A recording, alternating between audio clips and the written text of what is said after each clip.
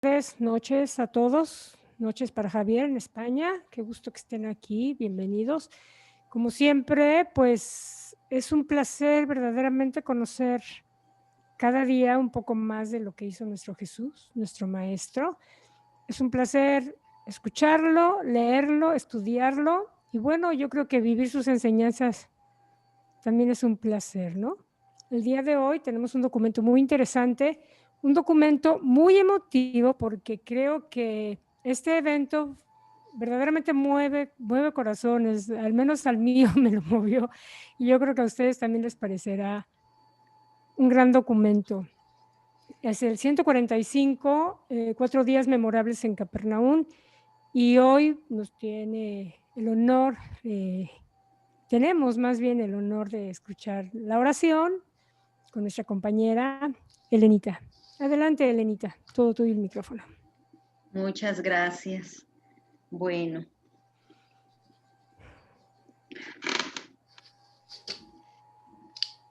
Amado, bendito y santo Padre nuestro, hoy que nos permite reunirnos para avanzar en nuestro esfuerzo por realmente conocerte, te pedimos que nos ilumines con tu luz y nos des entendimiento, nos des humildad, nos des discernimiento para comprender nuestros estudios. Derrama, Padre Celestial, sobre nosotros tu bendición, como también la pedimos para el mundo entero y también para los gobernantes de cada nación. Confiados de que nos escuchas nuestros pedimentos y nuestros deseos, te agradecemos, Padre, y nos ponemos en tus manos. Amén. Amén. Muchas gracias, Elenita. Voy a compartir el documento. Por favor, me avisan cuando lo vean. Bienvenidos a los que acaban de llegar.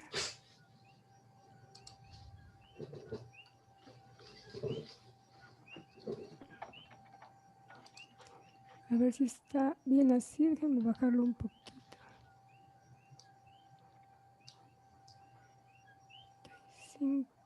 ¿Se ve bien así o lo bajamos a 125? A ver. Todavía no aparece. ¿Aún no? Todavía no se ve. Ahora. Ya está. Uh-huh. ¿Ahí ya se ve? Ahí está muy bien. Uh-huh. Yo voy a quitar mi cámara. Espérame, dame un segundo. Voy a quitar mi cámara para que no afecte el internet, ¿ok? Dame un segundito. Okay. Bueno, adelante, adelante. Documento 145, 4 días memorables en Capernaum.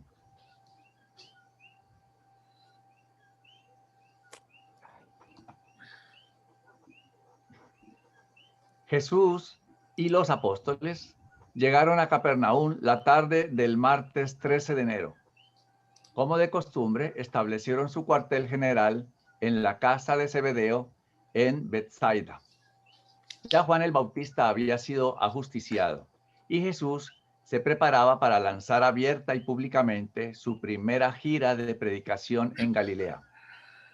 La nueva del regreso de Jesús se corrió rápidamente por toda la ciudad y al día siguiente, temprano, María, la madre de Jesús, partió apresuradamente camino a Nazaret para visitar a su hijo José.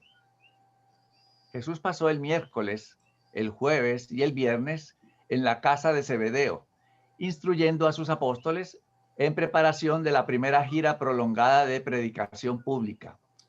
También recibió a muchos interesados sinceros a quienes enseñó tanto en grupos como individualmente.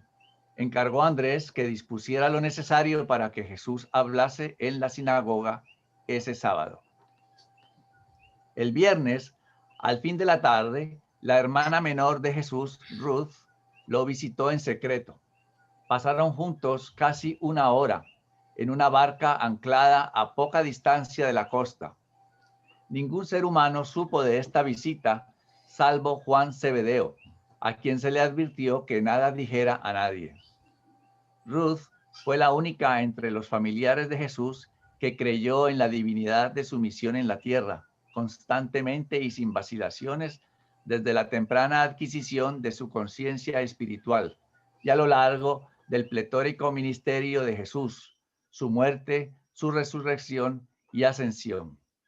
Finalmente pasó Ruth a los mundos del más allá, sin haber dudado jamás del carácter sobrenatural de la misión en la carne de su padre hermano. A través de las duras tribulaciones del proceso, el repudio y la crucifixión, la pequeña Ruth fue el mayor consuelo de Jesús en cuanto se refería a su familia terrestre. 1. La redada de los peces. En la mañana del viernes de esta misma semana, al estar Jesús enseñando junto al lago, la multitud, tanto se le fue acercando que prácticamente lo empujó hasta la orilla misma. Entonces llamó Jesús con un gesto a unos pescadores que estaban cerca de allí en una barca, para que fueran a rescatarlo. Subiendo a la barca, continuó pues enseñando a la multitud congregada más de 2 horas. La barca llevaba el nombre de Simón, habiendo sido anteriormente la barca de pesca de Simón Pedro, la cual había sido construida por Jesús mismo. Esta mañana usaban la barca David Zebedeo y 2 de sus socios, que acababan de volver después de una noche de pesca infructuosa en el lago. Estaban limpiando y remendando sus redes cuando Jesús los llamó a que lo ayudaran.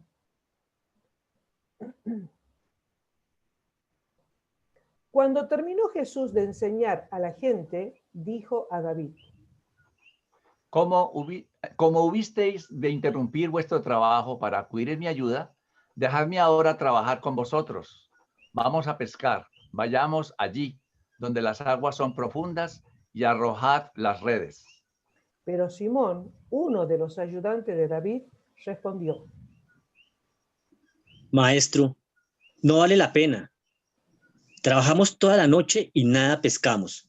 Sin embargo, si es tu voluntad, iremos a donde es hondo y arrojaremos las redes. Simón estuvo dispuesto a seguir las instrucciones de Jesús porque su amo David así se lo indicó con un gesto. Cuando llegaron al sitio señalado por Jesús, arrojaron las redes y juntaron tal cantidad de peces que temían que se rompieran las redes, tanto que llamaron a sus asociados que estaban en la costa para que vinieran a ayudarlos.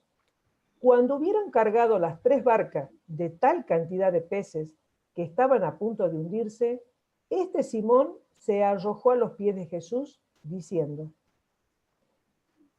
Apártate de mí, maestro, porque soy un pecador. Simón y todos los demás estaban asombrados por la abundancia de peces. Desde ese día, David Zebedeo, Simón y sus asociados abandonaron sus redes y siguieron a Jesús. Pero no había sido esta en ningún sentido una pesca milagrosa. Jesús era un observador atento de la naturaleza. Era a la vez un pescador experto y conocía los hábitos de los peces en el mar de Galilea. En esta ocasión se limitó a señalar a estos hombres el sitio al que generalmente convergían los peces a esa hora del día. Pero los seguidores de Jesús siempre lo consideraban un milagro.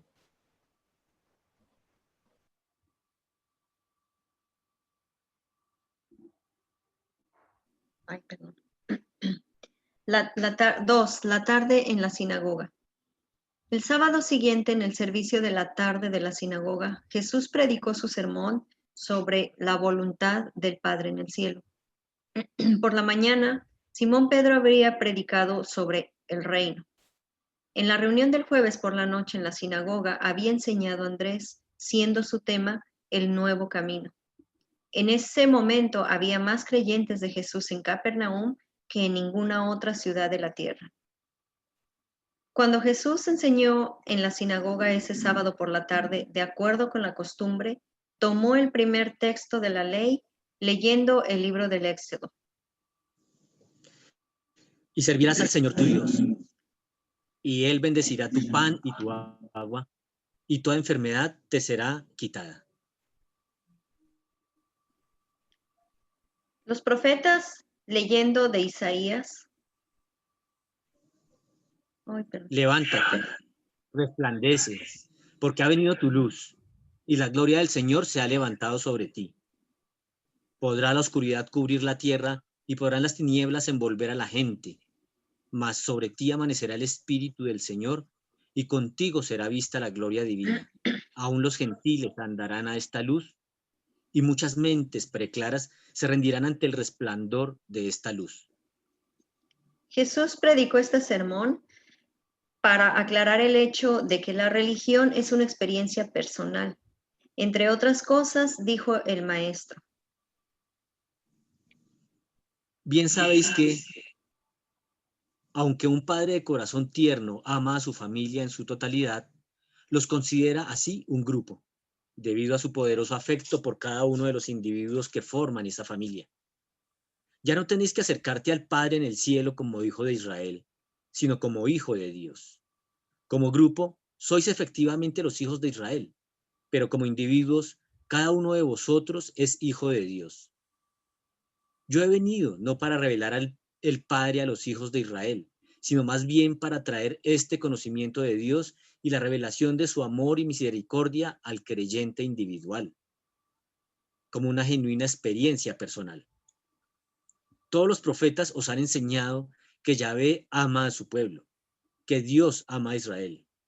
Pero yo he venido entre vosotros para proclamar una verdad aún más grande, una verdad que muchos de los últimos profetas también alcanzaron a comprender. O sea, que Dios os ama, a cada uno de vosotros, como individuos.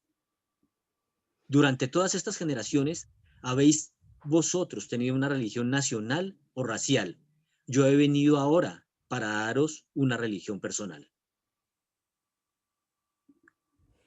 Pero aún esta no es una idea nueva. Muchos de entre vosotros con sensibilidad espiritual han conocido esta verdad, en la medida en que algunos de los profetas así os han instruido. ¿Acaso no habéis leído en las escrituras que dice el profeta Jeremías? En aquellos días no dirán más. Los padres comieron las uvas agrias y los dientes de los hijos tienen la dentera. Cada cual morirá por su propia maldad. Los dientes de todo hombre que comiere las uvas agrias tendrán la dentera. He aquí que vienen días en los cuales haré nuevo pacto con mi pueblo. No como el pacto que hice con sus padres el día que los saqué de la tierra de Egipto, sino que será el pacto según el nuevo camino. Escribiré aún mi ley en su corazón. Yo seré a ellos por Dios, y ellos me serán por pueblo. En aquellos días no dirán un hombre a su vecino, ¿conocéis al Señor? No, porque todos me conocerán, desde el más pequeño hasta el más grande. ¿Acaso no habéis leído estas promesas? ¿Acaso no creéis en las Escrituras? ¿Acaso no comprendéis que las palabras del profeta se cumplen en lo que contempláis en este día? ¿Acaso no os exhortó Jeremías a que hicierais la religión en un asunto del corazón, a que os relacionarais con Dios como individuos? ¿Acaso no os dijo el profeta que Dios del cielo escudriña cada corazón individual? ¿No se os advirtió que el corazón humano por naturaleza es engañoso, más que todas las cosas, y muchas veces desesperadamente perverso? ¿Acaso no habéis leído también donde Ezequiel enseñó a vuestros padres que la religión debe llegar a ser realidad en vuestra experiencia individual? Ya no usaréis el proverbio que dice: los padres comieron las uvas agrias y los dientes de los hijos tienen la dentera. Así como yo vivo, dice el Señor Dios, he aquí que todas las almas son mías, como el alma del Padre, así el alma del Hijo. Solo el alma que peca morirá. Y luego Ezequiel llegó a predecir este día cuando habló en nombre de Dios diciendo: también os daré corazón nuevo y pondré espíritu nuevo dentro de vosotros. Ya no temáis que Dios castigue una nación por el pecado de un individuo, tampoco castigará el Padre en el cielo a uno de sus hijos creyentes por los pecados de una nación. A pesar de que cada integrante de una familia sufra a menudo las consecuencias materiales de los errores de la familia y de las transgresiones del grupo. ¿Acaso no os dais cuenta de que la esperanza de una nación mejor o de un mundo mejor está vinculada con el progreso y esclarecimiento del individuo? Luego dijo el maestro que una vez que el hombre discierne esta libertad espiritual, el Padre en el cielo manda que sus hijos en la tierra comiencen esa ascensión eterna de la carrera hacia el espíritu, que consiste en la respuesta consciente de la criatura al impulso divino del espíritu residente por encontrar a su creador, por conocer a Dios y por esforzarse en llegar a ser como Él. Los apóstoles mucho aprendieron de este sermón. Todos ellos se percataron más plenamente de que el Evangelio del Reino es un mensaje dirigido al individuo y no a la nación. Aunque el pueblo de Capernaum conocía las enseñanzas de Jesús, se asombraron al escuchar su sermón de este día sábado. Él enseñaba verdaderamente como aquel que tiene autoridad y no como los escribas. En el momento en que Jesús terminaba de hablar, un joven oyente que mucho se había turbado por sus palabras, cayó en un violento ataque epiléptico acompañado de fuertes gritos.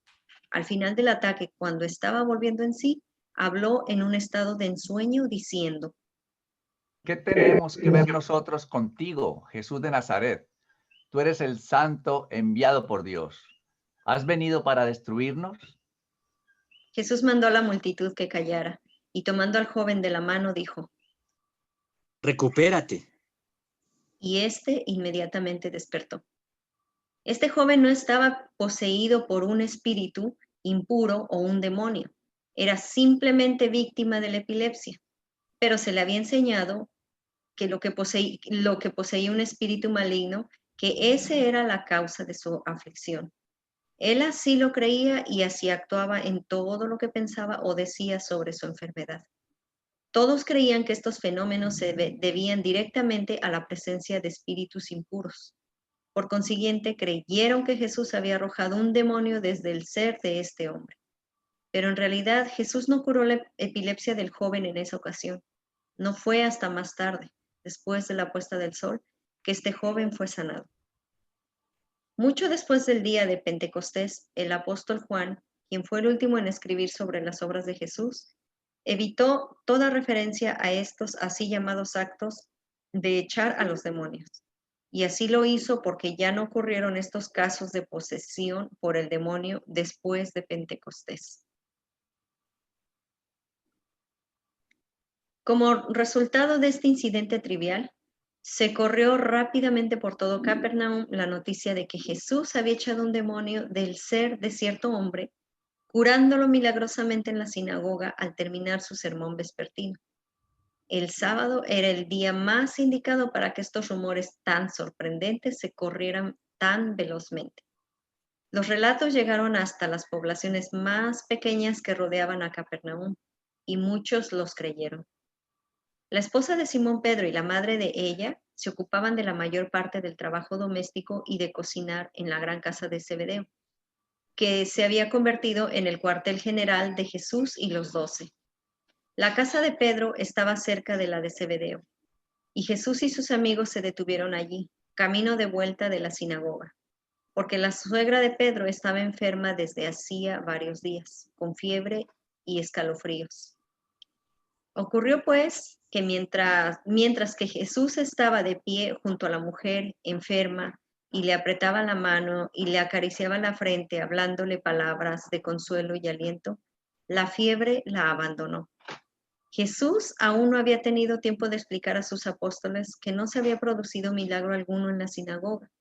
Y con este episodio tan fresco y vívido en su mente, y al recordar además el incidente del agua y el vino en Caná, interpretaron esta coincidencia como otro milagro. Y algunos de ellos corrieron a dar la nueva por toda la ciudad. Ámata, la suegra de Pedro, sufría de paludismo. En esta ocasión no fue sanada milagrosamente por Jesús. Su curación no se produjo hasta varias horas más tarde, después de la puesta del sol, en conexión con el acontecimiento extraordinario que ocurrió en el patio delante de la casa de Zebedeo.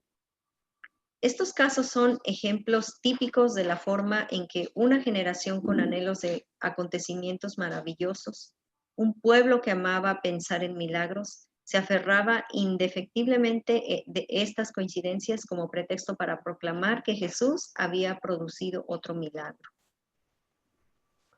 3. La curación a la puesta del sol. Cuando Jesús y sus apóstoles se preparaban para compartir su cena al terminarse este sábado memorable, ya en Capernaum y sus alrededores había cundido la curiosidad y la zozobra por los así llamados milagros de curación. Y todos los que estaban enfermos o afligidos empezaron a prepararse para ir a donde Jesús o para que sus amigos los llevaran allí en cuanto se pusiera el sol. Según las enseñanzas judías, no está permitido ni siquiera ir en busca de salud durante las horas sagradas del sábado. Así pues, tan pronto como el sol desapareció detrás del horizonte, decenas de hombres, mujeres y niños afligidos se encaminaron a la casa de Zebedeo en Betsaida. Un hombre salió con su hija paralítica en cuanto se ocultó el sol tras la casa de su vecino. Los acontecimientos de todo ese día venían preparando el escenario para este extraordinario espectáculo a la puesta del sol. Hasta el texto que Jesús eligiera para su sermón de la tarde parecía sugerir que la enfermedad se desterraría. Él había hablado con tanta autoridad y poder, y tan apremiante había sido su mensaje. Sin apelar a la autoridad humana, había hablado directamente a la conciencia y al alma de los hombres. Sin recurrir a la lógica, ni a la sutileza legal, ni a la elocuencia ingeniosa, había apelado poderosa, directa, clara y personalmente al corazón de sus oyentes. Ese sábado fue un gran día en la vida de Jesús en la tierra y en la vida de un universo. Para el universo local, la pequeña ciudad judía de Capernaum era en ese momento realmente la capital de Nevadón. El puñado de judíos que se encontraban en la sinagoga de Capernaum no eran los únicos en escuchar las palabras estremecedoras con que Jesús concluyó su sermón. El odio es la sombra del temor, la venganza, la máscara de la cobardía. Tampoco podían los oyentes olvidar sus palabras benditas que declaraban: El hombre es hijo de Dios, no es hijo del diablo.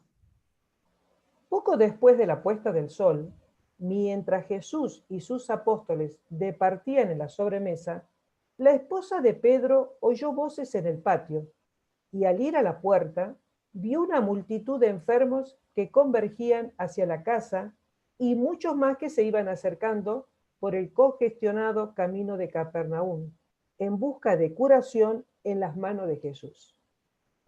Al contemplar este espectáculo, ella volvió inmediatamente e informó a su marido, quien se lo dijo a Jesús. Cuando el maestro salió de la puerta de entrada de la casa de Zebedeo, sus ojos se encontraron con una gran masa de humanidad enferma y afligida. Contempló casi 1000 seres humanos enfermos y sufrientes. Por lo menos esa era la multitud congregada delante de él. No todos los presentes estaban afligidos. Algunos traían a sus seres queridos para que se sanaran. El espectáculo de estos mortales afligidos, hombres, mujeres y niños, sumidos en el sufrimiento, debido en gran parte a los errores y malas obras de sus propios hijos confiados de la administración del universo, conmovió profundamente el corazón humano de Jesús y puso a prueba la misericordia divina de este benévolo Hijo Creador. Pero Jesús bien sabía que no era posible construir un movimiento espiritual duradero sobre los cimientos de milagros puramente materiales. Se había abstenido constantemente de exhibir sus prerrogativas de creador de acuerdo con su política fijada. Desde el episodio de Caná no había habido ningún acontecimiento sobrenatural ni milagroso durante su enseñanza. Sin embargo, esta multitud afligida conmovió profundamente su corazón compasivo y apeló fuertemente a su compasivo cariño.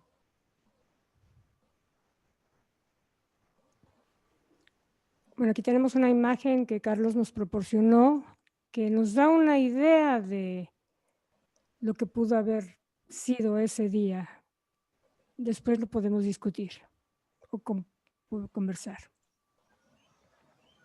Una voz en el frente del patio exclamó: Maestro, di la palabra, devuélvenos la salud, cúranos de nuestras enfermedades y salva nuestras almas.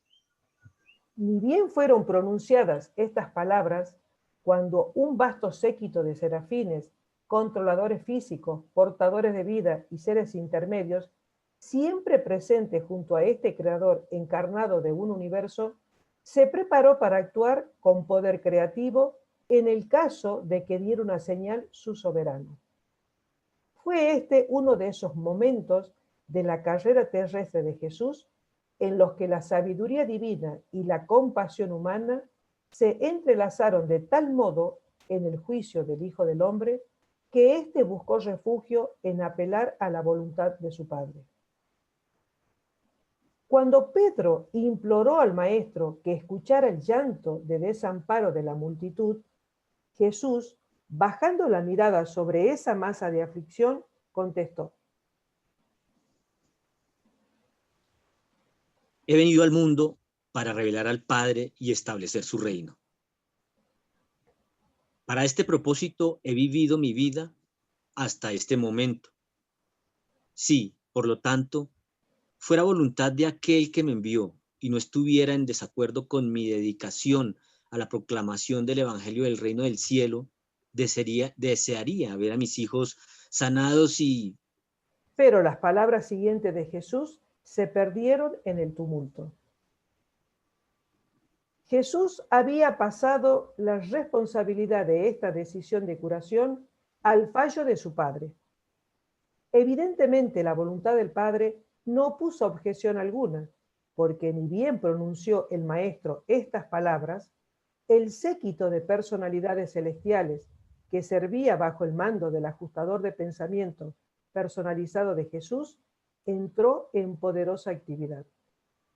El vasto séquito descendió en el medio de esta multitud abigarrada de mortales afligidos, y en un instante de tiempo 683 hombres, mujeres y niños fueron sanados, perfectamente curados de todas sus enfermedades físicas y de otros trastornos materiales.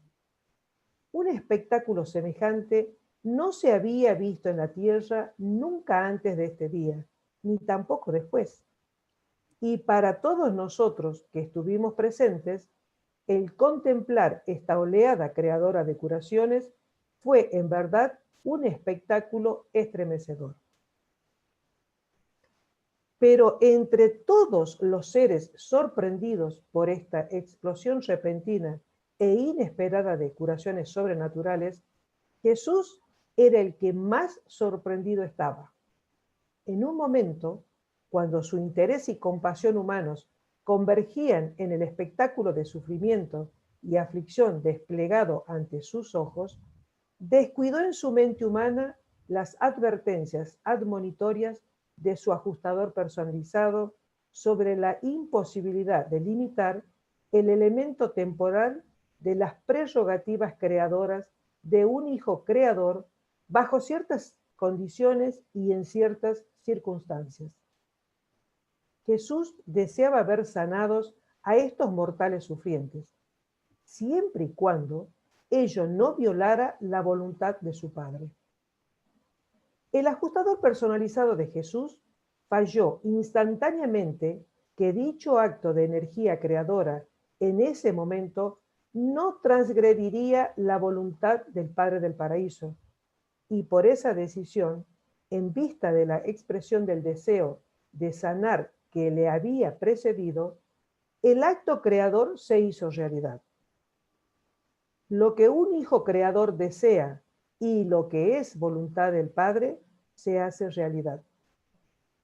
Durante el resto de la vida de Jesús en la tierra, no volvió a darse ningún otro episodio de curaciones físicas en masa. Como era de esperarse, la fama de estas curaciones en Betsaida de Capernaum a la puesta del sol se difundió a lo largo y a lo ancho de Galilea, de Judea y más allá. Nuevamente se despertó el temor de Herodes, que envió observadores a que le informaran sobre la obra y las enseñanzas de Jesús y averiguaran si era el ex carpintero de Nazaret o Juan el Bautista resucitado de entre los muertos. Desde ese momento en adelante y hasta el fin de su carrera terrestre, Jesús fue considerado sobre todo debido a esta demostración no deliberada de curaciones físicas, tanto médico como predicador. Aunque sí continuó enseñando, su obra personal consistió mayormente en ministrar a los enfermos y a los angustiados, mientras que sus apóstoles hacían el trabajo de predicación pública y bautizaban a los creyentes. Pero la mayoría de los que recibieron esta curación física sobrenatural o creadora en esta demostración de energía divina después de la puesta del sol, no tuvieron un beneficio espiritual permanente de esta extraordinaria manifestación de misericordia. Unos pocos fueron incitados a la virtud por este ministerio físico, pero el reino espiritual no progresó en el corazón de los hombres debido a esta extraordinaria erupción de curación creadora instantánea. Los portentos curativos de que cuando en cuando se hicieron presentes durante la misión de Jesús sobre la tierra, no formaban parte de su plan de proclamación del reino. Eran incidentalmente inherentes al hecho de que hubiera en la tierra un ser divino de prerrogativas creadoras casi ilimitadas, en el contexto de una combinación sin precedentes de misericordia divina y compasión humana. Pero estos así llamados milagros dieron a Jesús muchos problemas, porque producían una publicidad que fomentaba prejuicios y se permitían mucha notoriedad no deseada. 4. La noche siguiente.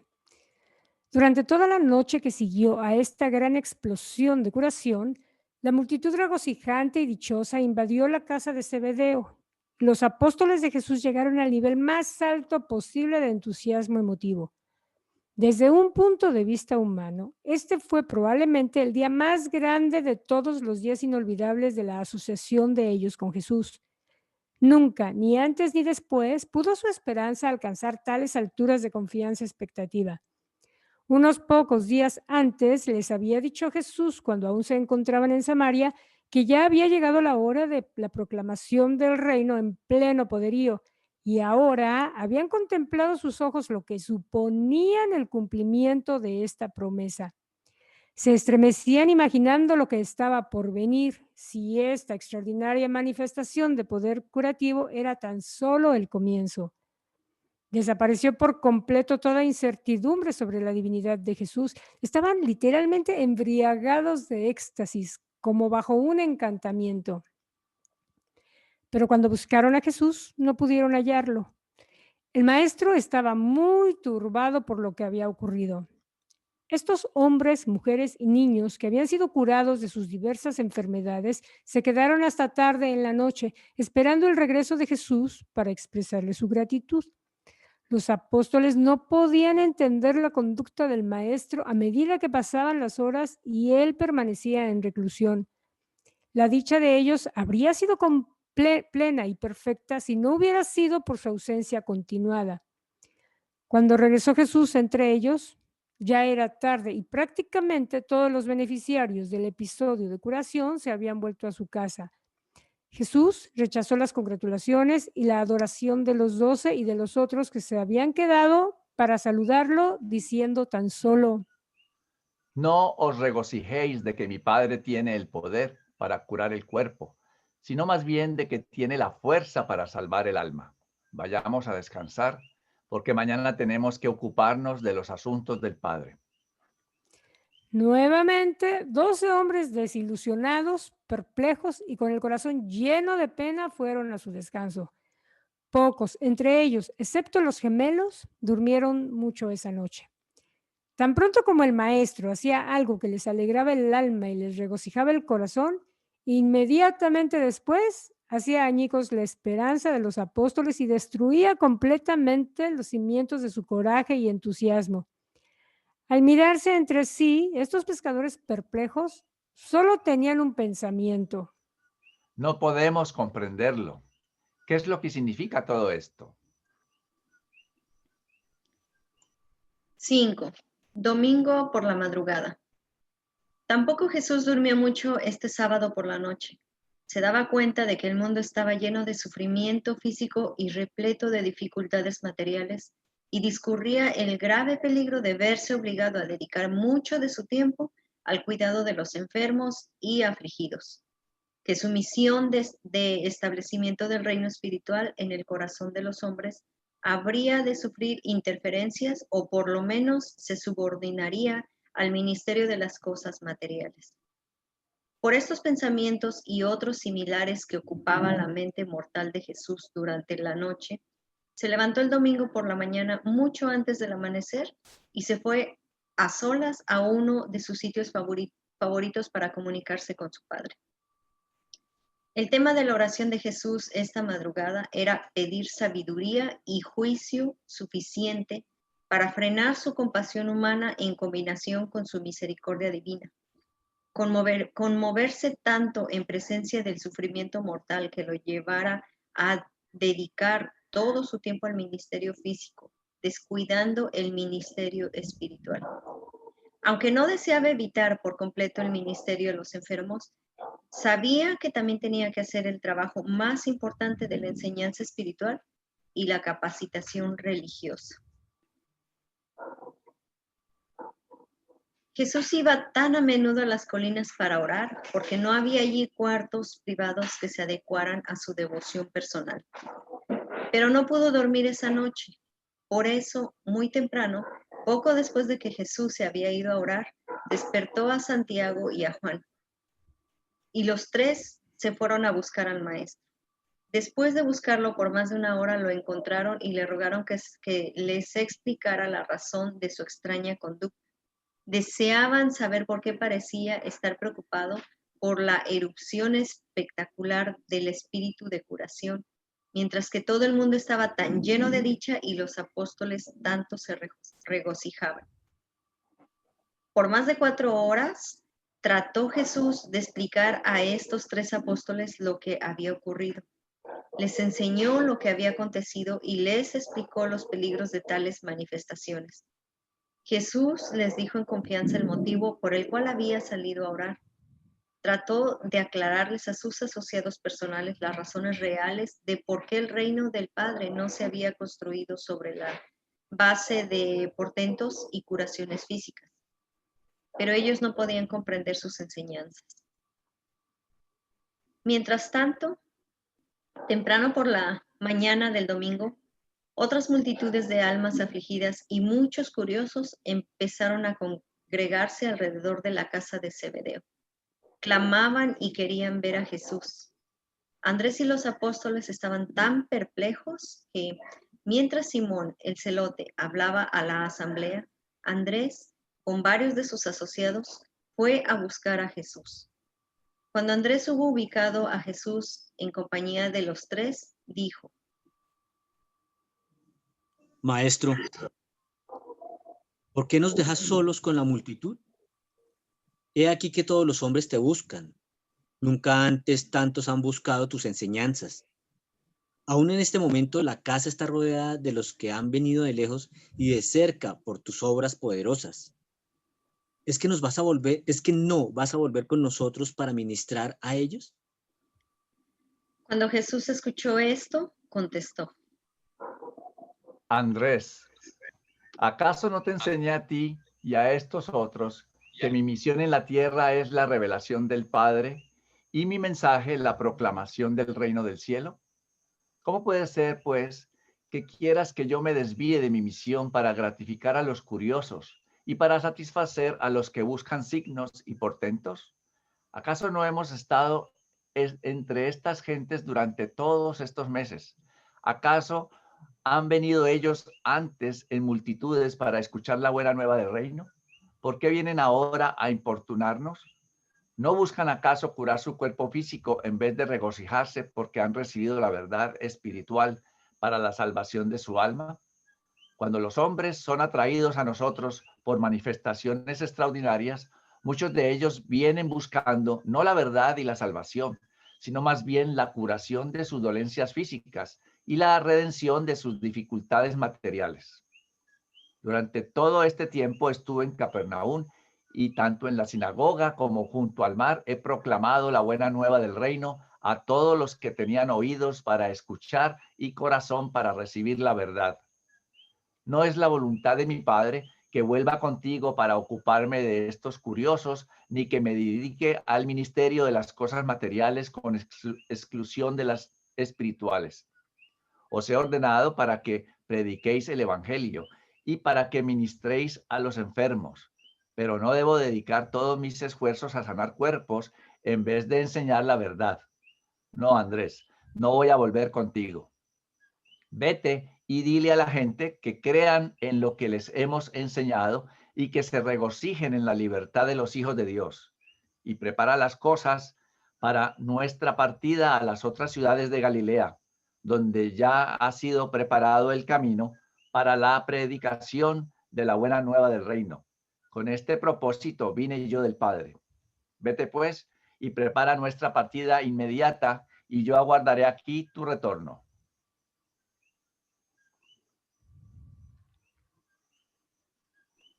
Cuando Jesús hubo hablado, Andrés y sus compañeros apóstoles tristemente se encaminaron de vuelta a la casa de Zebedeo. Despidieron a la multitud reunida y rápidamente se prepararon para el viaje, como Jesús les había mandado. Así pues, por la tarde del domingo 18 de enero del año 28, después de Jesucristo, Jesús y los apóstoles comenzaron su primera gira realmente pública y abierta de predicación en las ciudades de Galilea. Durante esta primera gira, predicaron el Evangelio del Reino en muchas ciudades, pero no visitaron Nazaret. Ese domingo por la tarde, poco después de que Jesús y sus apóstoles partieron en dirección a Rimón, sus hermanos Santiago y Judá vinieron a visitarlo, presentándose en la casa de Zebedeo. Alrededor del mediodía de ese día, Judá había buscado a su hermano Santiago e insistido en que fueran a ver a Jesús. Pero cuando Santiago finalmente consintió en ir con Judá, Jesús ya había partido. Los apóstoles lamentaban abandonar el ambiente de gran interés que había surgido en Capernaum. Pedro calculaba que no menos de 1,000 creyentes pudieron haber sido bautizados en el reino. Jesús les escuchó pacientemente, pero no consintió en volver. Prevaleció el silencio por un rato, y luego Tomás se dirigió a sus compañeros apóstoles diciendo: Vamos, el maestro ha hablado. No importa que no comprendamos plenamente los misterios del reino de los cielos, pues una cosa es segura, seguimos a un maestro que no busca la gloria para sí mismo. Y A regañadientes salieron para predicar la buena nueva en las ciudades de Galilea. Gracias, chicos. Y bueno, ahora como una idea de nuestros compañeros, Rita.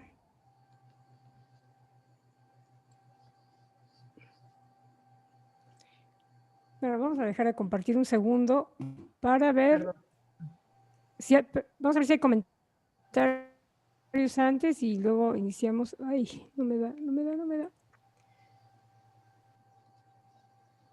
Como podemos ver, es un documento bien emotivo porque pasan muchas cosas.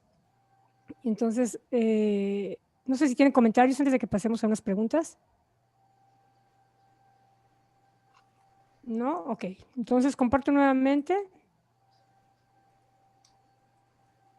Y esto es para conversación de todos.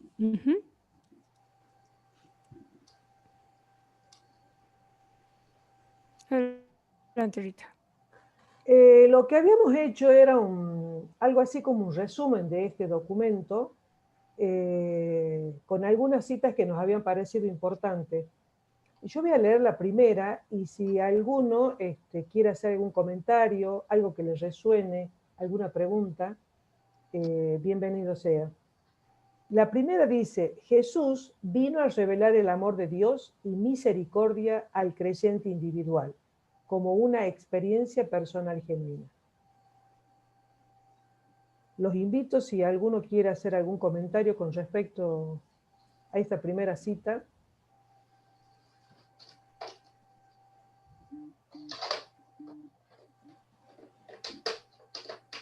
Como dice Jaime, no todos al mismo tiempo.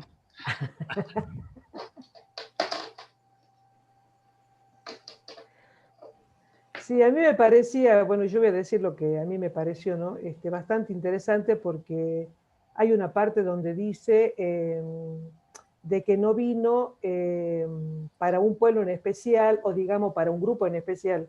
O sea que todo depende de lo que cada uno de nosotros vaya aportando para el conjunto, digamos, de todos. O sea, como uno está acostumbrado a decir, bueno, Dios vino a salvar al pueblo de Israel o viene a salvar, por decir acá, Salta, Argentina. No, o sea, viene en una misión, o sea, el llamado es individual a cada uno, que cada uno haga su parte para que, digamos, en conjuntos aportemos al bien común, digamos, de ese pueblo, digamos así. Es lo que yo interpretaba de esta cita, por ejemplo. Y yo quiero agregar ahorita que estás hablando, Rita, me manda a nuestro hoy en día, ¿no? O sea, Jesús dijo una experiencia personal genuina. El cambio empieza por cada uno. Y creo que muchos de los problemas que estamos viviendo ahorita en nuestro mundo es justamente por eso, porque queremos que el todo cambie, pero no estamos aportando desde el lado personal, ¿no? Entonces, si seguimos la religión de Jesús, la religión de la experiencia personal y el cambio empieza a partir de nosotros, interior, individual, genuino, individual, pues creo que definitivamente estamos destinados a que haya un gran cambio, porque entonces la suma de todas esas individualidades va a dar un resultado al todo. No sé si estén de acuerdo que es aplicable a nuestro hoy en día. Tal cual, es como decir, yo tengo que ser el cambio que quiero ver en los otros. O sea, es tal cual lo que vos decías, Florcita, de que uno pretende que el otro cambie y en el momento que el otro cambie probablemente cambie yo. Pero acá Jesús nos deja bien en claro que el cambio parte de nosotros. Y no hay milagros que ayuden. Tal cual. Osvaldo, alzaste la mano, Osvaldo, adelante. No, yo quería más que de pronto decir algo, era como preguntar.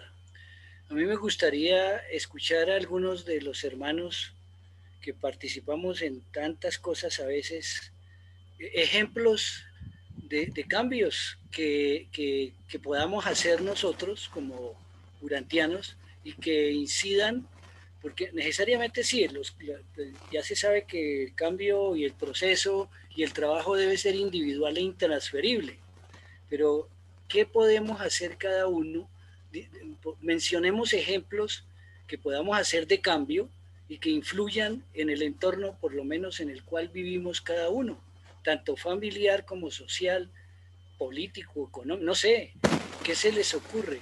Es mi pregunta. ¿Cuál sería ese? Porque hablamos de cambio, pero no decimos qué podemos hacer, por ejemplo. Gracias. Si hay alguien que quiera... Yo puedo decirte, Osvaldo, lo que yo comencé a practicar en mi vida individual. Yo siempre he sido una persona que me he manejado con mucha autoridad y con mucha ira. Eso es lo que quiero. Muy poca disposición a escuchar a los otros, sobre todo en mi familia. Digamos, con el resto de la gente era como que me resultaba un poco más fácil.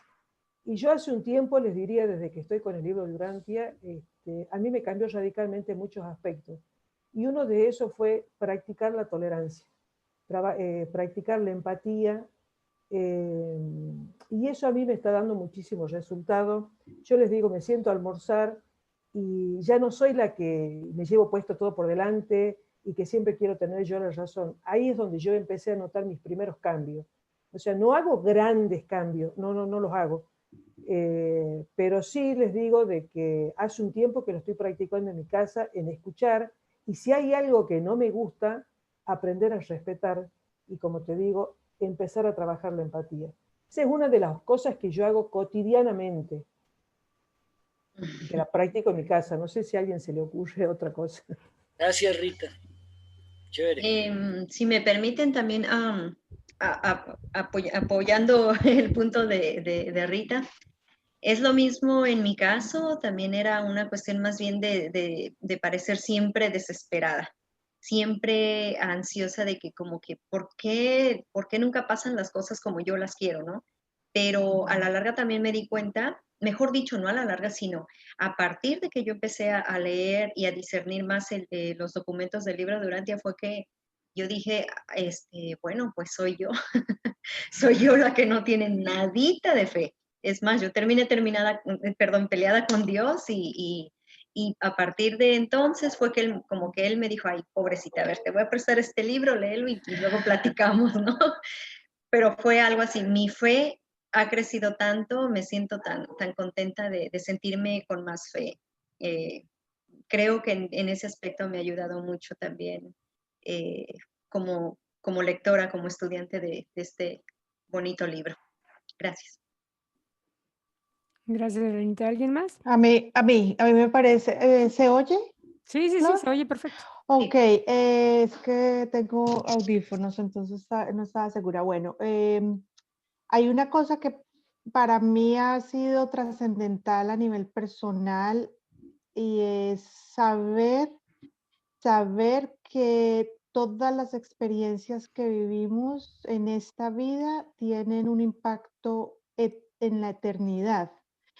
O sea, el hecho de pasar momentos de pronto duros o tristes o dificultades, pero abordar cada experiencia desde con la tranquilidad de saber que esto solamente es un paso y que va a ser eterno, ¿cierto? Que es un proceso que apenas estamos empezando. Eso le cambia a uno la perspectiva de muchas cosas en la vida. Entonces, y como la aceptación también de que se haga la voluntad de Dios. O sea, son demasiados aprendizajes de los que uno hace aplicables al día a día, muchos. Entonces, pero sí, ese de la eternidad, yo lo digo especialmente porque, digamos, no tengo a mis hijos conmigo hace mucho tiempo. Eso duele demasiado y yo digo, bueno, en la eternidad los voy a poder ver y voy a poder compartir con ellos si ahora no lo puedo hacer, digamos. Y me da como algo me da calma en mi ser. Gracias. Gracias, Adriana. Lausud, adelante. Sí, buenas noches a todos. Buenas noches. Realmente con la lectura de este libro y con todo lo que he aprendido, para mí me ha cambiado mi vida porque he aprendido a vivir para el universo. Qué bonito. Y cada día que vivo, pienso que, y trato de vivirlo pensando que lo que yo haga, lo que yo piense y lo que yo ayude va a servir para muchos seres en muchos mundos y para la gente de esta tierra. Qué bonito. Gracias, Lausud. Ok, gracias. ¿Alguien más? Orlando, adelante. Ok. He escuchado pues los conceptos de todos quienes han manifestado sus experiencias personales. Y a partir del conocimiento de la revelación del libro de Durantia y de algunos otros documentos y textos a los que hemos logrado tener acceso. Y más que eso, a partir de la convicción espiritual que este conocimiento nos está entregando, para mí específicamente, y yo espero que pues esto se refleje no solo en mi persona, sino en la persona de mi familia, de mi esposa, mis hijos, etcétera, de mis amigos y conocidos. Nosotros no tenemos un propósito limitado. Nosotros vivimos dos dimensiones, la espiritual y la material. Vivimos cosas que son hechos y situaciones que son trascendentes porque van más allá de lo que nosotros podemos decir y hacer aquí, ¿cierto? El solo hecho de tratar de conectarme con mi ajustador del pensamiento, cosa que es muy complicada, trato de hacerlo siempre, ¿cierto? Lo trato de visualizar, hago la respiración, en fin. Pero yo sé que, de pronto, yo sé que está ahí, sé que me da instrucciones. A veces no las puedo escuchar, a veces no las puedo entender, pero sé que nunca me va a alentar a hacer algo indebido, ¿sí? La experiencia de conocer al Padre un poco más, la experiencia de poderme identificar con lo que nuestro Miguel de Nevadón vino para darnos, ha hecho que mi vida cambie sustancial y radicalmente. Antes había muchas cosas importantes materiales, logros, alcances que uno se propone, digámoslo así, lujos que se quieren tener, cosas que se quieren hacer, sitios a los que se quiere ir, posiciones que se quieren ocupar. Todo eso comienza a ser vano y superfluo cuando uno tiene el conocimiento que necesita tener. Yo duré toda la vida detrás a la saga de la verdad, a la saga de algo más profundo. Estuve 40 y no sé cuántos años en la iglesia mormona. Aprendí muchísimas cosas que solamente fueron para mi desarrollo personal en temas como estudio, como conceptos que parecían más claros que otros, pero que realmente hoy me doy cuenta que no lo eran, ¿cierto? Siempre la misma historia, siempre las mismas, digámoslo así, ver y ver y ver el mismo capítulo espiritual en la novela de mi vida, hasta que uno se acostumbra. Se dice que cuando usted, hay un dicho viejo que dice, una mentira se dice tantas veces que termina convirtiéndose en una verdad, ¿cierto? Lo que tenemos nosotros que hacer, lo que yo he hecho, el propósito, esto no ha sido fácil. Yo llevo 2 o 3, que es 3 o 4 años en esto, yo no sé cuánto, no cuantifico en meses. Tratar de reaprender para poder vivir mejor de acuerdo a las enseñanzas de Jesucristo, de acuerdo a lo que nosotros tenemos que hacer y de acuerdo al conocimiento de para dónde es que vamos y por qué es que estamos aquí y qué está pasando con nosotros en este momento y qué es lo que va a pasar después, qué es lo que viene. Este es el primer paso de un bebé al que le espera toda una vida, que es la eternidad, para llegar a la isla del paraíso. ¿Cuánto tiempo me voy a gastar? ¿Y de la mano de quiénes? No tengo ni idea. ¿sí? Lo fantástico de esta aventura es dar el primer paso. Lo fantástico de esta aventura es adentrarse dentro de poder saber que al fondo, a lo lejos y en lo alto, hay una luz a la que yo tengo que llegar. Quiero llegar de la mano de mis hijos, de la mano de mi esposa, de la mano de mis amigos, de la mano de todas las personas a las que yo pueda jalar conmigo. Seguramente que algunos me están jalando también. Pero todo eso le da un vuelco a la vida. Ustedes lo conocen, pero que yo lo determino y yo lo describo como la cosa o la situación más maravillosa que puede pasarle a un ser humano en esta vida sobre este planeta. Qué bonito, Orlando, gracias. Muy bonito. Luis Villamizar, bienvenido, qué bueno que estás con nosotros. Bueno, ¿les parece si pasamos a la siguiente? Yo quiero decir algo. Ah, sí, claro, adelante, adelante. Nos esperamos. Sí, dime. Lo que pasa es que todos hemos cambiado, todos los que estamos aquí y todos los que son los lectores del libro de Urantia, todos hemos cambiado para mejor. Todos tenemos mejores ideales y todos queremos ser mejores y todos lo hacemos de formas diferentes. Cada quien tiene algo que hacer. Si les preguntáramos a todos ustedes, cada quien iba a sacar una idea. Pero lo importante es que nos ha cambiado a todos. Eso es lo que yo quería decir. No, muy, muy atinado, y además la suma de todos es lo que va a dar un buen resultado al futuro, ¿no? Necesitamos una masa crítica. Hay que construirla. Ok, ¿me dicen cuando lo vean, por favor?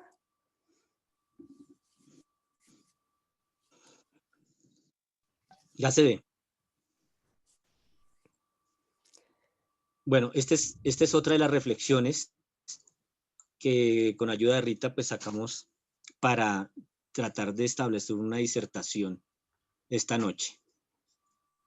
Jesús sabía que no podía construir un movimiento espiritual duradero sobre la base de maravillas puramente materiales. Y entra en discusión esta frase.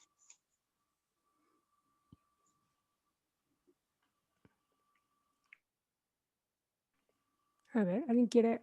Vamos a dejar de compartirla para que quien quiera aporte al respecto. Yo creo que debió de haber sido difícil para Jesús no poder hacerle entender a la gente que no. Sí, adelante, Carlos. Adelante. No, es que ahora viendo la pregunta, se me vino a la mente cómo Jesús sabía eso. ¿Por qué Jesús sabía eso? Ya había tenido alguna experiencia previa que se dio cuenta en algún otro momento que manifestando milagros y dándole de comer a la gente y sanando a todo el mundo, eso no funciona mucho. ¿Cómo él sabía eso? Se me acaba de ocurrir. Y eso es cierto, realmente sí, porque podemos ver lo que pasó allí. Muchos recibieron la sanidad y a lo que venían era a eso, ¿no? Al mantengo. Deme de comer, sáneme y deme todo y yo no hago nada. Y entonces el ser humano es muy dado a eso. Y eso es un poco riesgoso cuando si uno va a ayudar a alguien, inmediatamente esto se le llena a uno la casa de gente pidiendo, así no necesiten. Pero es como propio del ser humano cuando se dan cuenta que se está repartiendo algo. Todo el mundo corre allá a pedir. Y él sabía que eso no funcionaba, que eso no estaba en sus planes de resolver esos problemas, ¿verdad? Así que se me ocurrió eso, cómo él lo sabía. Claro, sabemos pues pero él tenía que haber tenido ese conocimiento previamente para poder aplicarlo aquí. Wow, qué buena pregunta. La verdad es que no se me ha ocurrido, pero él era un pensador, ¿no? Él analizaba y pensaba. Quizá dentro de ese preconocimiento o de ese... ¿Podría ser sentido común? O sea, el saber, y de hecho es totalmente aplicable tu comentario a nuestro hoy en día, si hablamos de populismo, ¿no? Creo yo. O sea, la búsqueda de lo fácil, inclusive esa frase está en el libro, la búsqueda de lo fácil, ¿no? O sea, no trabajar, pero tenerlo todo. Wow, qué atinado. Luis, ¿querías decir Sí, algo? y también quisiera decir, sí, también quisiera decir que nunca se menciona en el libro, o no se percibe, seguramente no pasó el hecho de que Jesús en una de sus oraciones o de su vida a su retiro solo a orar, dijera, no, esta cosa está muy difícil porque yo les quiero enseñar la salvación del alma y ellos quieren es la salvación del cuerpo, la salvación material y cubrir sus necesidades primarias. Y si hubiera habido una entidad que hiciera estadísticas en esa época, pues, o seguramente una entidad celestial que estuviera llevando los registros estadísticos de quiénes realmente entendieron el propósito de Jesús, quiénes realmente entendieron a qué vino Jesús y qué era lo que quería enseñar, pues seguramente fueron muy pocos los que entendieron que lo primordial era salvar el alma, era edificar el alma, era no solamente solucionar sus problemas materiales, tanto de salud como los que fueran, pero sí era una misión, fue una misión bien complicada la de Jesús. Claro, y mira, ahorita estoy pensando, Orlando, ahorita te paso la palabra. Tú acabas de decir algo muy interesante. Que los curar era fácil, pero el trabajo interior requiere de tiempo, requiere de profundidad, requiere de pensamiento, requiere de trabajo intenso, arduo, y haciendo uso de las palabras de Orlando con respecto a su conversación con su ajustador, que le ha tomado tiempo. Bueno, tú acabas de decirlo divinamente bien, o sea, no es de rápido y a veces ni siquiera sabemos si lo estamos haciendo bien o no. Adelante, Orlando. Yo quería... sí, es lo siguiente. Usualmente la tendencia del ser humano es hacia lo material. El común de la gente se preocupa del bienestar físico, del bienestar material, de lo temporal, ¿cierto? La temporalidad se nos volvió al ser humano, y esto por cuenta de las religiones, de los políticos, de los filósofos y de un montón de personas que solamente levantan el ego de lo material en la gente. Entonces, todo lo material es importante, ¿cierto? Los políticos ofrecen promesas populistas en los que dan casa, carro, vaca, beca y de todo, y la gente va tras ellos, ¿sí? Pero yo hacía una comparación hace unos días con una persona y le decía, ¿qué pasaría si Jesucristo se apareciera en el otro extremo de una manifestación política y les dijera, oiga, yo no les ofrezco casa, carro, vaca, beca, universidad, bienes. Yo les ofrezco algo que no está aquí, que no pueden tener aquí. Le aseguro que le darían la espalda, porque esas cosas, lo que Él ofrece, lo que Él nos da, no cabe en la mente material, en la mente que maneja el tema material. Entonces, y todo es así. Y son los puntos inversos. Hay quienes dicen que el hombre exitoso es aquel que está pegado de Dios, pero el éxito, ¿cómo lo miden? Lo miden en base al dinero, en base a las propiedades, en base a eso. Y está la otra parte, ¿sí? Que más fácil pasa un camello por el ojo de una aguja que un rico entre al reino de los cielos. Entonces, le ponen la contraparte a lo anterior, y es que sea bien pobre para que se salve. Y resulta que tampoco es así. Hablan de pobreza material, hablan de riqueza material, pero nadie casi habla de riqueza espiritual, ni hablan de pobreza espiritual. La pobreza espiritual se da cuando nosotros nos pegamos de las cosas materiales. ¿Por qué? Porque es que el espíritu no se ve en la billetera, el espíritu no se carga en la maleta, no se consigna en el banco, no se hacen estas cosas, ¿cierto? Allá se pone dinero, se ponen escrituras, documentos, títulos, propiedades, etc. Es el punto. Y que sea pobre, sí, sea pobre para controlarlo, para manejarlo, ¿cierto? Sea pobre para poderlo manipular. ¿Por qué? Porque detrás de de toda esa situación hay un aspecto puramente material, pero el aspecto espiritual está tan olvidado que yo pienso que está, yo diría que peor que antes que tuviera que venir Melquisedec para poder corregir cómo se estaban olvidando los conceptos, los principios y las leyes y la manera de creer y la relación espiritual de la gente de esa época con nuestro Creador. Sí, totalmente. Qué buena idea. Ya me imagino a Jesús del otro lado. Sería muy interesante.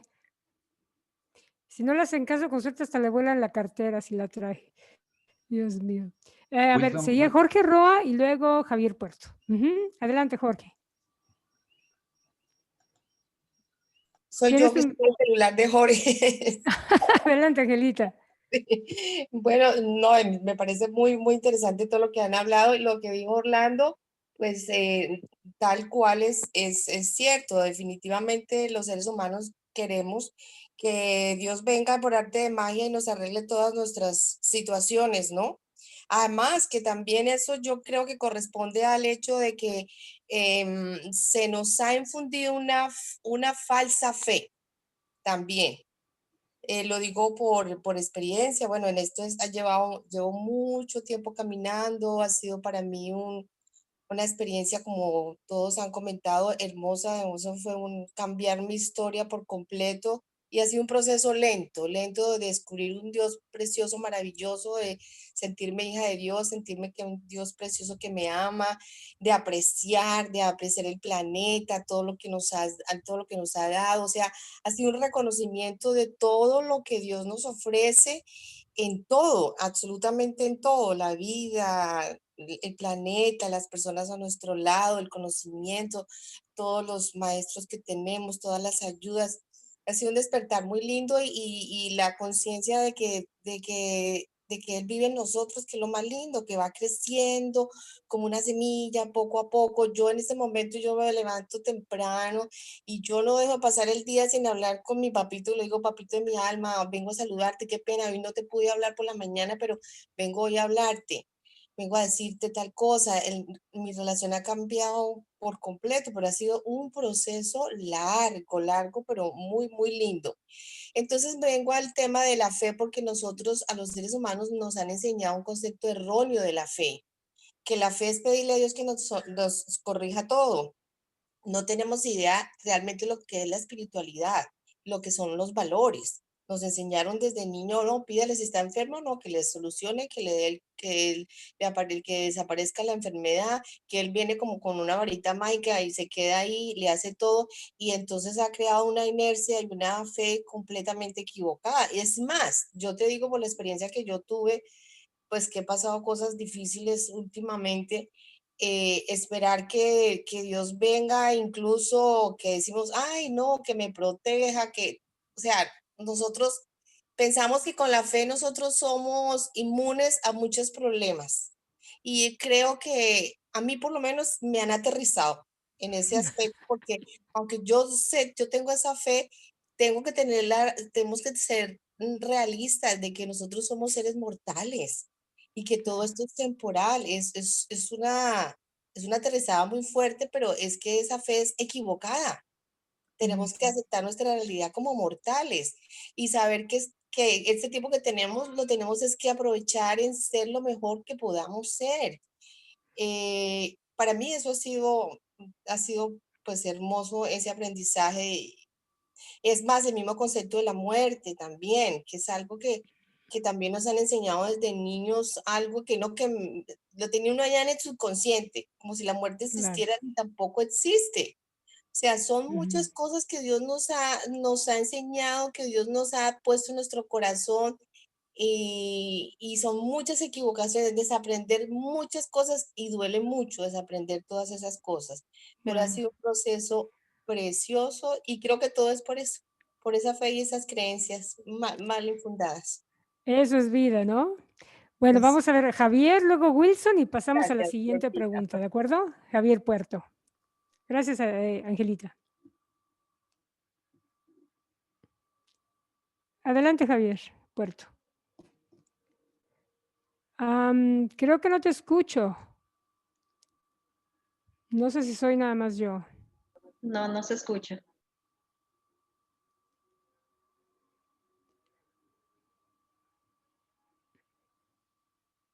A ver, Wilson, mientras, a ver, Javier, si puedes, si podemos hacer algo con el audio. Hola, buenas noches.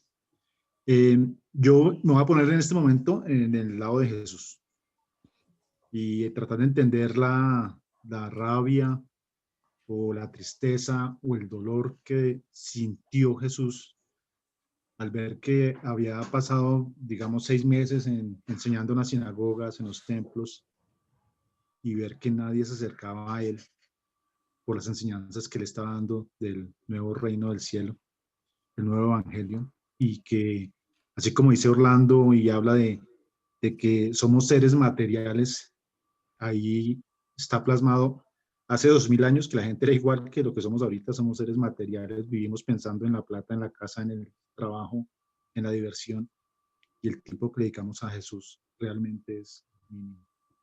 Entonces me pongo a pensar en Jesús y la tristeza de Jesús es muy grande. Qué triste. Y más los apóstoles que llevan con él tanto tiempo y también igual no lo entendían. Entonces, bueno, ahí está la misericordia de Dios, que es lo que obra en él, ¿no? Muchas gracias. Es difícil. Sí, gracias, Wilson. Javier, ¿no? No. O pasamos a la siguiente pregunta y ahorita. ¿Intentas nuevamente, Javier? A ver, voy a compartir.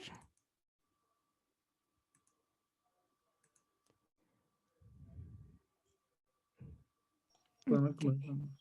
Me dicen cuando la vean.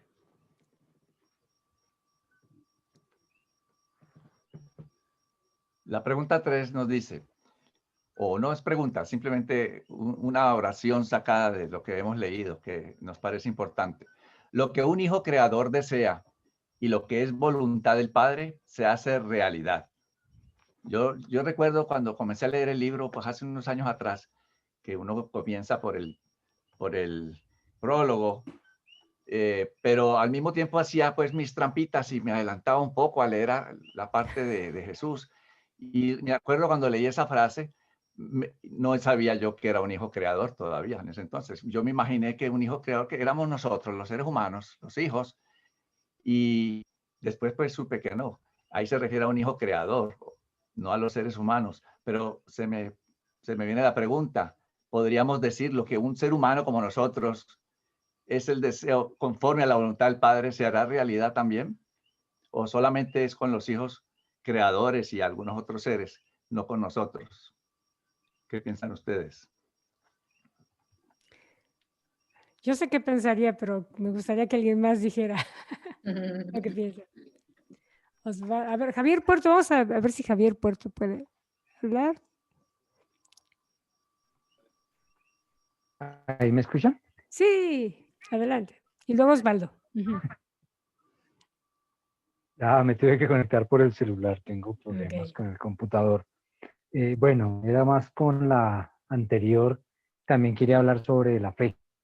En todo lo que he leído del libro, he llegado a una conclusión y siempre que pasa algo así digo, somos muy primitivos, es una frase que coge en muchas cosas, somos muy primitivos. Y relaciono en que esa fe que tenemos está supeditada a algo. Entonces, No se le entiende muy el que No, me bien. Javier, curó, no se te a entiende, ese le no se corro. entiende lo que El que me dices. arregló el problema, el Wicca me curó. Ay, Javier, creo que no, creo que el internet no te está ayudando. Al menos yo no estoy entendiendo lo que estás diciendo y creo que No. otros tampoco, ¿no? Oh. Ok.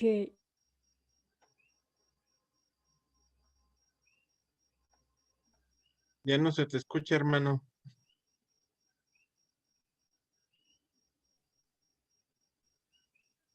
¿Ahí me están escuchando? ¿Alguien me escucha?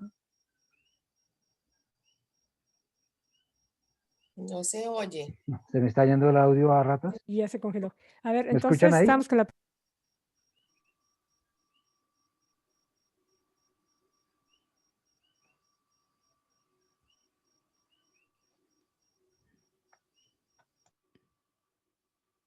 No.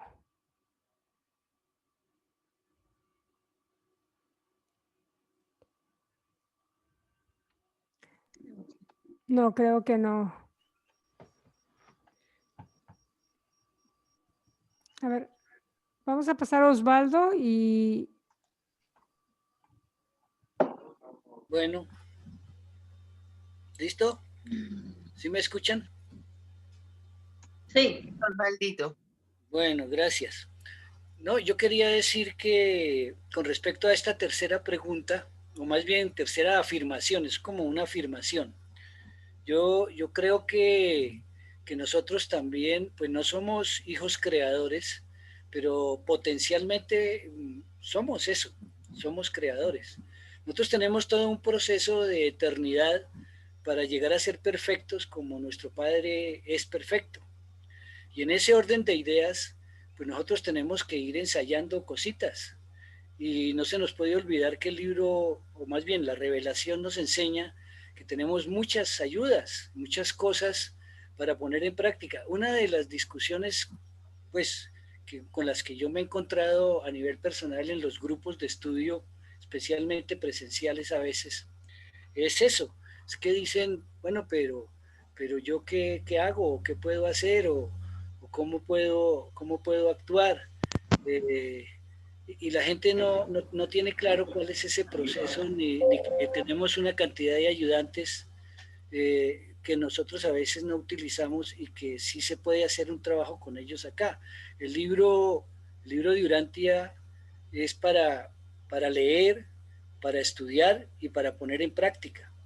Cuando no ponemos en práctica las cosas, pues nosotros poco a poco tenemos que irlo haciendo. Entonces yo creo que si nosotros hacemos la voluntad del Padre, utilizamos, por ejemplo, los espíritus ayudantes de la mente, pues nosotros vamos a lograr cosas en este mundo. Todos los seres humanos tenemos dificultades en mayor, en regular o en menor sentido. Todos tenemos dificultades graves, se nos presentan situaciones muy difíciles a veces, pero cuando nosotros tenemos esa fe viviente de la que hablaba Angelita y algunos de ustedes ahora, es esa fe en la cual uno está seguro de que lo que está haciendo está dentro de los cánones de la verdad, la belleza y la bondad, y le pedimos al ajustador de pensamiento que venga a nosotros y oriente nuestra mente, y sabemos que estamos actuando adecuadamente con alguno de esos ayudantes de la mente, por no nombrar ninguno, pues las cosas se tienen que dar. Y de alguna manera eso incide en la gente que nos rodea. Es ahí donde yo pienso que podemos influir, por ejemplo, en la política, no sé. Yo me acuerdo que alguna vez con Carmencita aquí en la casa, cuando el presidente de Colombia apenas era candidato, el que tenemos ahorita, nosotros cogimos el libro de Urantia y sacamos del gobierno del planeta vecino, sacamos cómo se hace un gobierno y se lo mandamos al correo. Yo no creo que eso le haya servido para nada al presidente, pero se lo mandamos. Entonces, es actuar, es hacer algo, ¿sí? Pongo eso como ejemplo porque pues así no haya servido de nada, de todas maneras uno tiene que hacer cosas. Y en ese orden de ideas es que creo que influimos y avanzamos también y tenemos experiencias. Y cuando eso se da, es porque tuvimos fe en eso, y esa es la fe viviente, porque ve uno el resultado en la fe. Eso es lo que quería yo decir. Gracias. Gracias, Osvaldo. ¿Alguien más? Pasamos a la siguiente. Yo quería decir algo. Sí, adelante, Angelita. Florcita, yo quería comentar lo siguiente. Bueno, las personas, bueno, veo que he visto que muchas personas tienen diferentes conceptos de lo que es hacer la voluntad del Padre, ¿no? Pienso como Osvaldito que seguir la voluntad del Padre es confiar en la guía de nuestro ajustador, y la guía divina, y caminar en todos esos valores elevados que el Padre nos ha enseñado, ¿no? Porque de eso se trata, ¿no? Que podamos corregir lo que podemos corregir, ¿sí? Para hacer todos los días mejores. Pero hay algo que siempre me ha inquietado, y es lo siguiente. hay una parte donde hablan de los ajustadores, donde dice que cada uno de nuestros ajustadores viene con un plan para cada uno, ¿sí? O sea, que cada persona acepta ese plan, lo puede aceptar o completamente o no aceptarlo, o sí, o como te dije antes, completamente aceptar este plan que viene el ajustador, para que ese plan está hecho para nosotros. Creo que también eso es parte, yo lo experimento así, que es parte del hacer esa voluntad del Padre, de aceptar ese camino o esas experiencias que Él tiene ya como programadas para cada uno de nosotros. ¿Para qué? Para nuestro crecimiento. No sé qué ustedes opinen al respecto. Carlos, ¿quieres contestar algo al respecto? Bueno, sí, lo que ocurre con lo de la voluntad del Padre que nos pasa a muchos de nosotros, que tenemos duda a veces cuál es la voluntad del Padre, y entonces podemos tener diferentes respuestas o diferentes situaciones, cómo afrontar un momento dado. Yo recuerdo hace muchos años, cuando quería pues uno hacer la voluntad del Padre, lo particularicé mucho hasta llegar a un punto, lo recuerdo muy bien, que me fui a vestir y pensé cuál es la voluntad de Dios, qué camisa me pongo, esta o aquella. Yo quiero saber cuál es la que Él quiere que yo me ponga. Sí, Y, sí. y entonces ahí yo dije, no, no, no, no, esto no puede ser así, tan concreto. Hay que generalizarlo, ampliarlo. Y entonces ahora lo tengo ampliado de la manera en que la voluntad de Dios es hacer el bien a todo el mundo, amar a nuestros hermanos como a nuestro prójimo, como hermanos, realmente amar a Dios.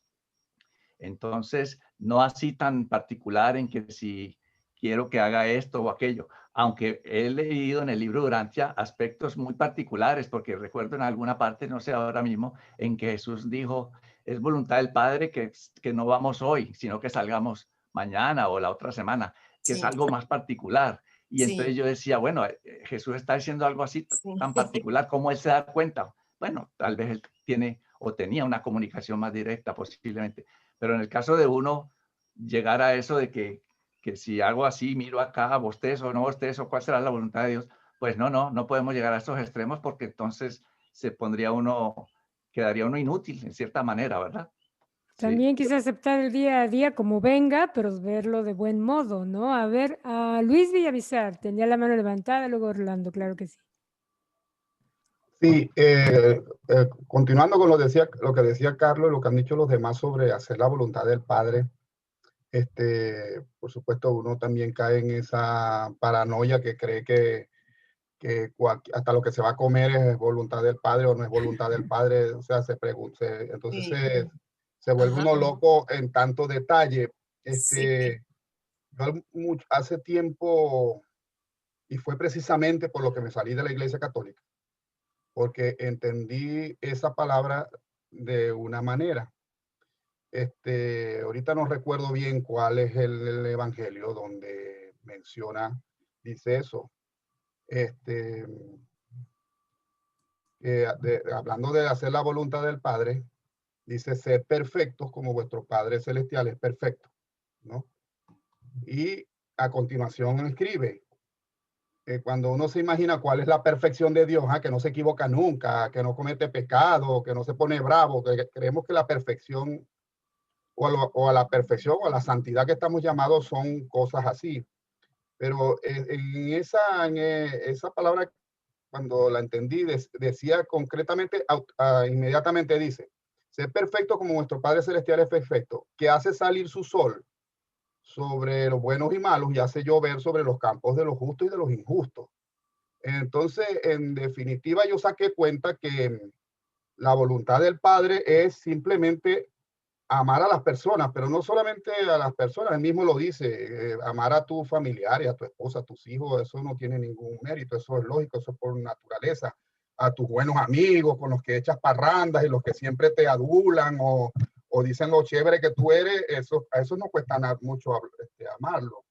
Entendí que hacer la voluntad del Padre es amar, pero amar a los justos y a los injustos, a los que te quieren, a los que no te quieren, sobre todo como decía, amar a los que te quieren, eso no tiene no requiere ningún esfuerzo. Amar a los que no te quieren. Y cuando estoy amando de los que no te quieren, me refiero a cualquier persona que puede ser la esposa, puede ser algún hijo que no es como uno espera, o tus padres, o tu vecino, o qué sé yo, tu cuñada, tu suegra, y te cuesta tanto poderla amar por esa forma de ser, por ese carácter, por las cosas que dice a lo mejor de ti. Y yo pienso que hacer la voluntad tiene que ver precisamente con esa parte, con poder amar, pero sobre todo a las personas que son difíciles de amar, que no quieres amar. Y digo que eso me sirvió, eso fue lo que cuando yo entendí eso, fue cuando yo me fui de Venezuela hace ya 10 años, porque después que tenía 30 años trabajando full en la iglesia, cuando yo trabajé en la iglesia católica, no era un oyente que va a misa el domingo a oír al cura. Yo trabajaba en un ministerio que estaba saliendo en aquella época y que todavía existe, pues, donde estudiábamos la Biblia y teníamos que predicar y todas esas cosas.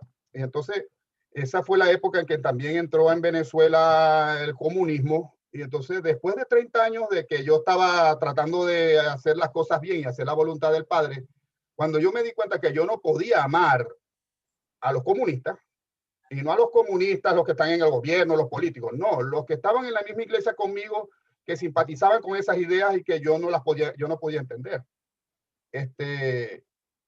Pues yo dije, si yo no puedo amar a mis propios hermanos, yo estoy perdiendo el tiempo aquí. O sea, no sirve para nada de lo que haga.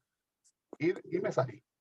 Esa fue la razón por la cual yo me salí después de 30 años de estar trabajando, me salí de la iglesia y desde entonces no he vuelto a estar en ninguna iglesia ni en nada hasta que conocí el libro de Urantia.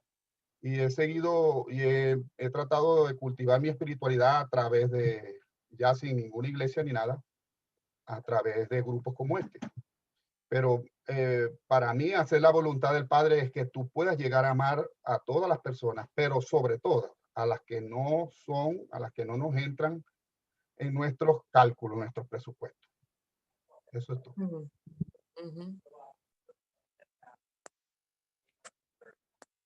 Tu audífono, Florcita. Perdón, seguí Orlando y luego vamos a la última pregunta y después continuamos con todas las demás. Adelante, Orlando.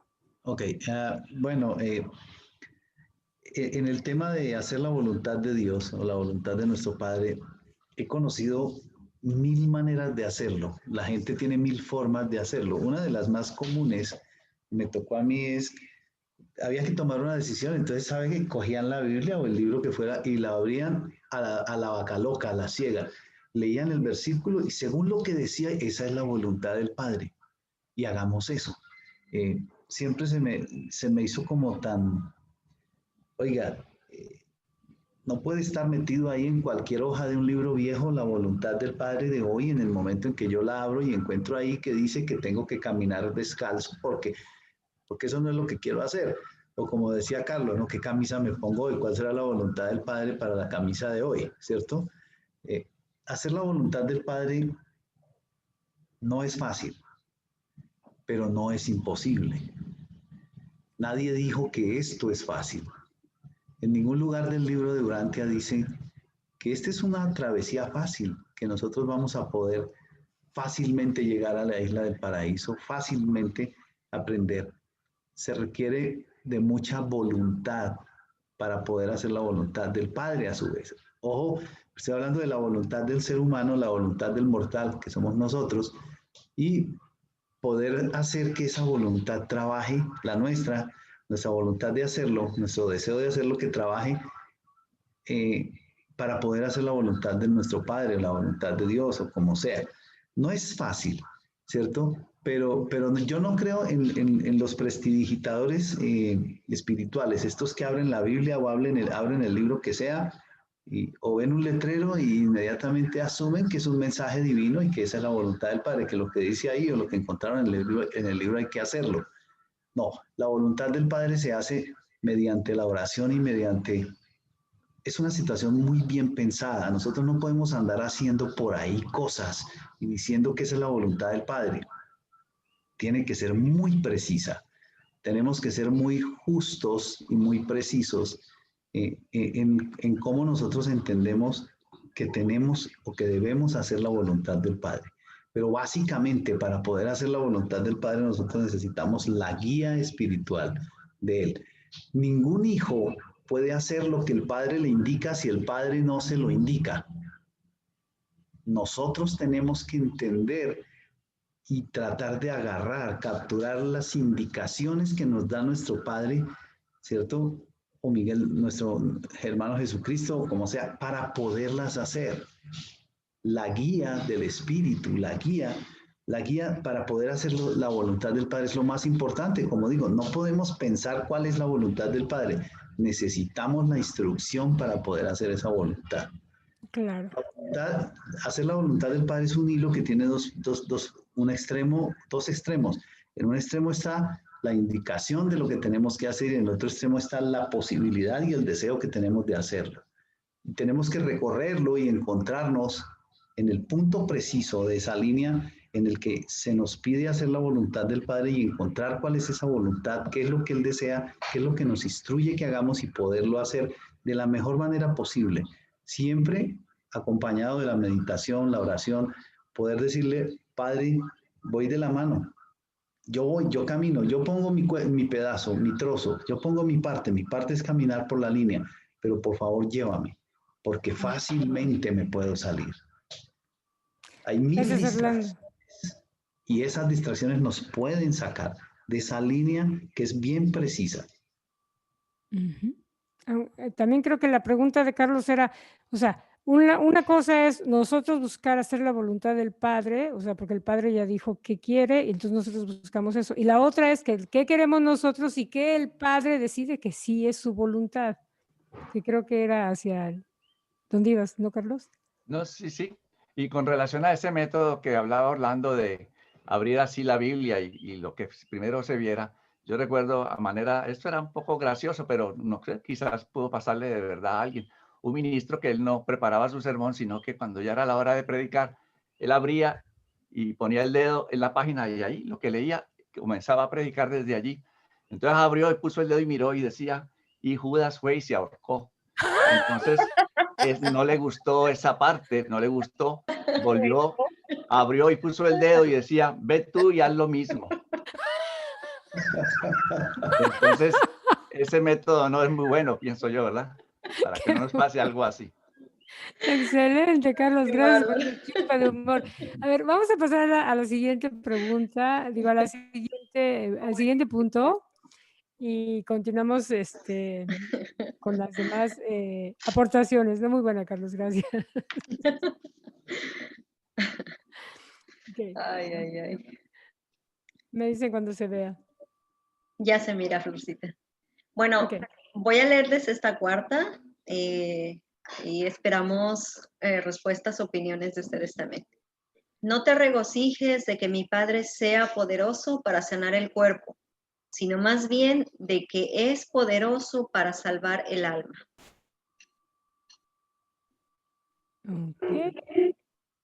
¿Quién se anima? Comentarios. ¿Quién se anima? ¿Quién da más? Bueno, yo me animo entonces. Bueno, dale, Angelita, dale.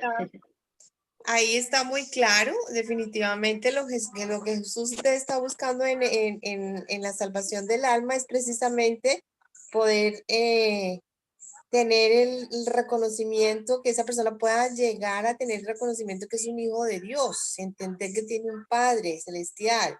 O sea, ese es simplemente es lo más importante, pues para Jesús sabemos que es eso.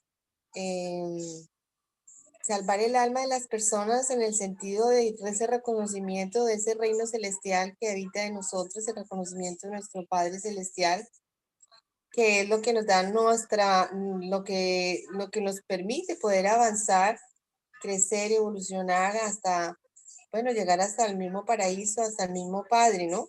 Y eso es lo que busca Él, el crecimiento de nuestra alma y de valores y de todo lo hermoso que tiene para nosotros, porque Él está dentro de nosotros, sin Él no lo podemos hacer. Todo lo que es material se desaparece y tiene que morir y tiene que quedarse, pero el alma es la que tiene que crecer y Él está interesado en que nuestra alma crezca, madura, se embellezca. Entonces, pues, claro, ¿qué importa las cosas del cuerpo? Lo que le importa es el alma, claro. Ok. ¿Alguien más? Wilson. Y luego Javier Puerto, que está intentando entrar nuevamente. A mí me parece que es un mensaje que nos da, el mensaje que nos envía ahí es que nosotros no debemos preocuparnos por esta vida material, sino buscar nuestra vida donde es en el futuro. Y si tenemos un problema aquí físico, económico, lo que sea, pues resignación y para adelante, porque nuestro propósito está al otro lado. Y para allá es que tenemos que luchar. Amén. Ya lo dijiste todo, claro que sí. Javier Puerto, ¿quieres intentarlo nuevamente? ¿Ahí me están escuchando? Sí. Ay, por fin. Tuve que reiniciar mi máquina. Bueno, que no sé si alcanzaron a escucharme lo que quería decir, pero bueno, voy a tratar de resumirlo. En lo que he sentido a través de la lectura del libro de Urantia es que el mismo Jesús y nos han enseñado que desde los pueblos primitivos nuestra fe viene a lo que podemos llamar milagros, a lo que me sana, a lo que me arregla el problemita. Entonces yo creo en tal santo porque ese fue el que me arregló el problemita, San Antonio porque me dio novio, y a fulanito que me dio plata, y la matica o la piedra que me puse. Bueno, son las creencias en que tenemos, pienso, primitivas, siempre lo he dicho, como que somos muy primitivos en esas cosas, y Jesús lo sabía. Así él viene y llega volando en las nubes y camina sobre el agua y vuela, pues medio planeta se le arrodilla. Pero entonces siento que no buscaba eso, busca es el alma, no tanto el cuerpo, buscar sanar creencia en nuestra propia religión interior, en nuestra relación con Dios, en nosotros mismos, en buscar sanar nuestra alma. Y pienso que nuestra fe está más en esa relación interna, en ese conocimiento que vamos logrando, que en la cosa espectacular que se nos pueda presentar. Porque si ahorita decimos que es el milagro, a ese sí lo iluminan, a este ser sí los ángeles lo están ayudando, a este ser tiene aquí seres intermedios al lado. Como que no es el caso buscar las cosas de afuera, más las cosas de adentro. Eso quería compartir. Ok. Gracias, Javier. Muchas gracias. Bueno, yo quiero dar las gracias a los chicos que participaron hoy, Rita, Elenita, Luis Fontecha y a Carlos, porque en verdad trabajaron muy lindo para sacar este documento adelante, que es muy lindo. Y bueno, pues creo que hoy terminamos temprano. Jaime, estamos en tus manos. Devuelvo el micrófono, caballero. Muchas gracias a todos por su asistencia. Ok, mil gracias a ustedes. Como siempre, subiremos la grabación esta noche para que puedan revisarla y compartirla. Les agradezco mucho por su asistencia, por su trabajo y si Dios quiere nos vemos dentro de 8 días. Que Paulita dentro de 8 días le toca a Javier o a Javier. Ok. Le toca a Javier. Listo. La próxima semana. Sí, a ti. ¿Uno? Sí, Javier. Vale, de acuerdo. Listo, entonces que descansen y mil gracias por todo, Flor, y a todo el equipo. Gracias, buenas noches a todos. Gracias, Bendiciones para todos. Gracias a todos. Buenas noches. Buenas noches.